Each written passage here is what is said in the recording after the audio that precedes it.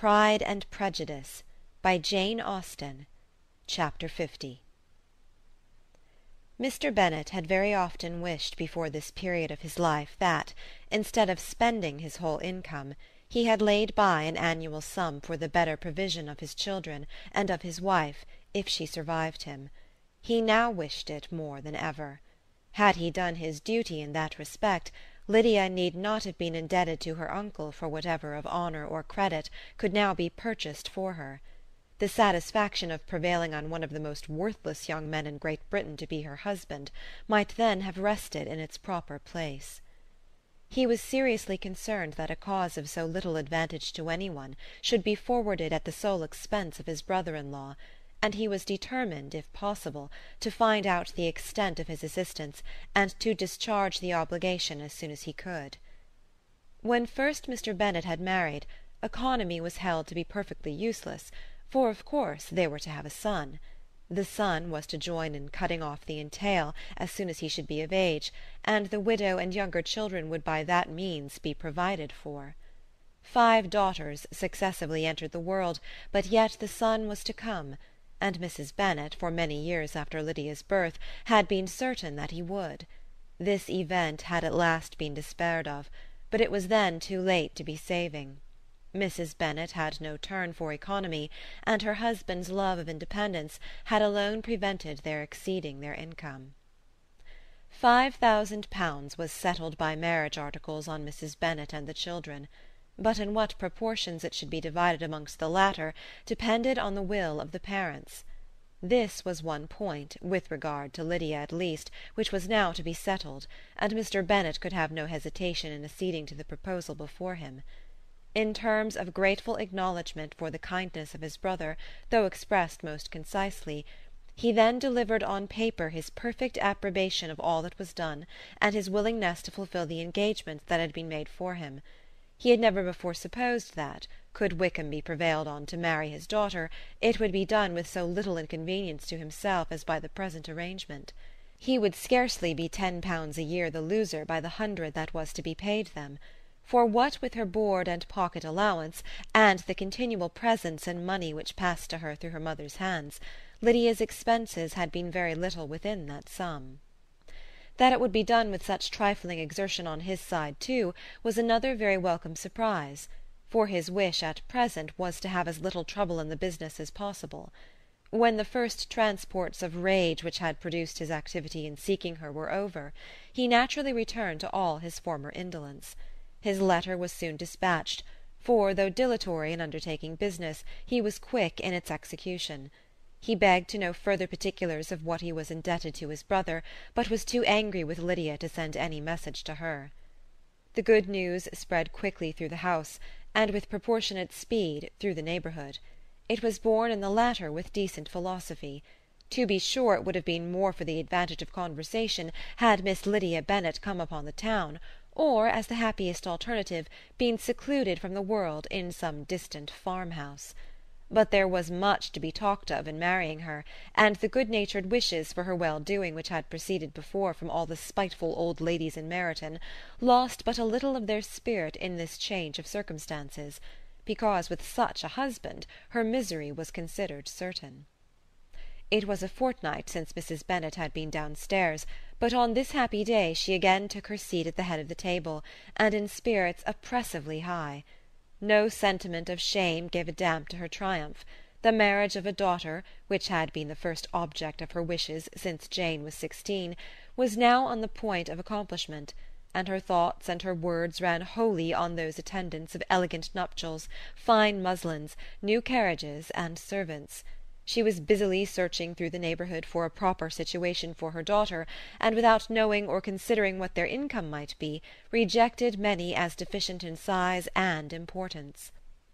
"Hay Park might do," said she, "if the Goldings could quit it, or the great house at Stoke, if the drawing-room were larger, but Ashworth is too far off.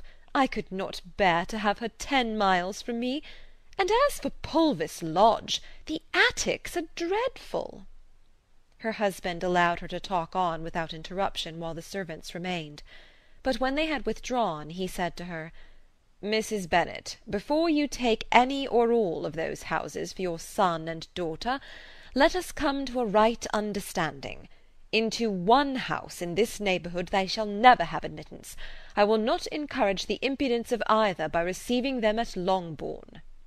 A long dispute followed this declaration, but Mr. Bennet was firm.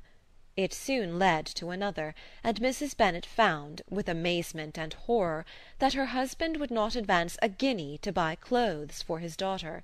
He protested that she should receive from him no mark of affection whatever on the occasion. Mrs. Bennet could hardly comprehend it. That his anger could be carried to such a point of inconceivable resentment as to refuse his daughter a privilege without which her marriage would scarcely seem valid, exceeded all she could believe possible. She was more alive to the disgrace which her want of new clothes must reflect on her daughter's nuptials than to any sense of shame at her eloping and living with Wickham a fortnight before they took place. Elizabeth was now most heartily sorry that she had, from the distress of the moment, been led to make Mr. Darcy acquainted with their fears for her sister, for since her marriage would so shortly give the proper termination to the elopement, they might hope to conceal its unfavourable beginning from all those who were not immediately on the spot. She had no fear of its spreading farther through his means. There were few people on whose secrecy she would have more confidently depended, but at the same time there was no one whose knowledge of a sister's frailty would have mortified her so much, not, however, from any fear of disadvantage from it individually to herself, for at any rate there seemed a gulf impassable between them. Had Lydia's marriage been concluded on the most honourable terms, it was not to be supposed that Mr. Darcy would connect himself with a family where, to every other objection, would now be added an alliance and relationship of the nearest kind with a man whom he so justly scorned. From such a connection she could not wonder that he would shrink.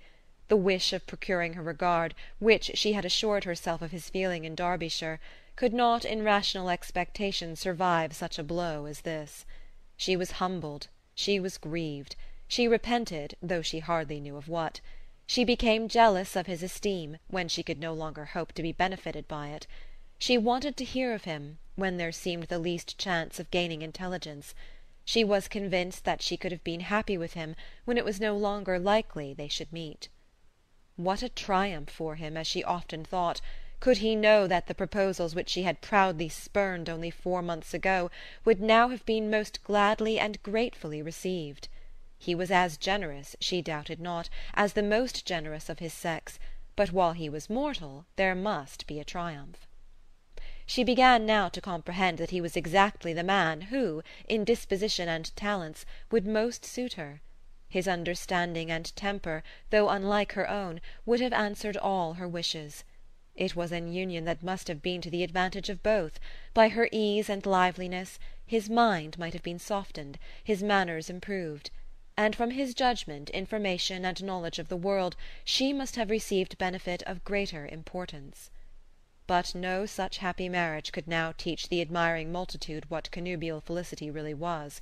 An union of a different tendency, and precluding the possibility of the other, was soon to be formed in their family. How Wickham and Lydia were to be supported in tolerable independence she could not imagine, but how little of permanent happiness could belong to a couple who were only brought together because their passions were stronger than their virtue she could easily conjecture. Mr. Gardiner soon wrote again to his brother. To Mr. Bennet's acknowledgments he briefly replied, with assurance of his eagerness to promote the welfare of any of his family, and concluded with entreaties that the subject might never be mentioned to him again. The principal purport of his letter was to inform them that Mr. Wickham had resolved on quitting the militia. "It was greatly my wish that he should do so," he added, "as soon as his marriage was fixed on, and I think you will agree with me in considering the removal from that corps as highly advisable, both on his account and my niece's. It is Mr. Wickham's intention to go into the regulars, and among his former friends there are still some who are able and willing to assist him in the army. He has the promise of an ensigncy in General Blank's regiment, now quartered in the north. It is an advantage to have it so far from this part of the kingdom. He promises fairly, and I hope among different people, where they may each have a character to preserve, they will both be more prudent. I have written to Colonel Forster to inform him of our present arrangements, and to request that he will satisfy the various creditors of Mr. Wickham in and near Brighton with assurances of speedy payment, for which I have pledged myself. And will you give yourself the trouble of carrying similar assurances to his creditors in Meryton, of whom I shall subjoin a list according to his information. He has given in all his debts. I hope at least he has not deceived us. Haggerston has our directions, and all will be completed in a week. They will then join his regiment, unless they are first invited to Longbourn, and I understand from Mrs. Gardiner that my niece is very desirous of seeing you all before she leaves the south. She is well, and begs to be dutifully remembered to you and your mother. Yours, etc., E. Gardiner. Mr. Bennet and his daughters saw all the advantages of Wickham's removal from the shire as clearly as Mr. Gardiner could do. But Mrs. Bennet was not so well pleased with it. Lydia's being settled in the north, just when she had expected most pleasure and pride in her company, for she had by no means given up her plan of their residing in Hertfordshire, was a severe disappointment, and besides it was such a pity that Lydia should be taken from a regiment where she was acquainted with everybody, and had so many favourites. "She is so fond of Mrs. Forster," said she, "it will be quite shocking to send her away. And there are several of the young men, too, that she likes very much. The officers may not be so pleasant in General Blank's regiment." His daughter's request, for such it might be considered, of being admitted into her family again before she set off for the north, received at first an absolute negative.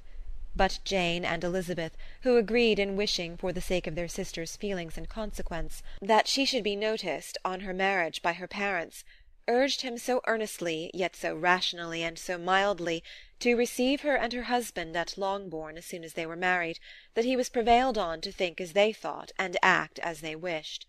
And their mother had the satisfaction of knowing that she would be able to show her married daughter in the neighbourhood before she was banished to the north.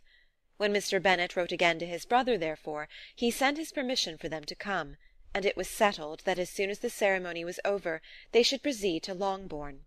Elizabeth was surprised, however, that Wickham should consent to such a scheme, and had she consulted only her own inclination, any meeting with him would have been the last object of her wishes. Chapter 50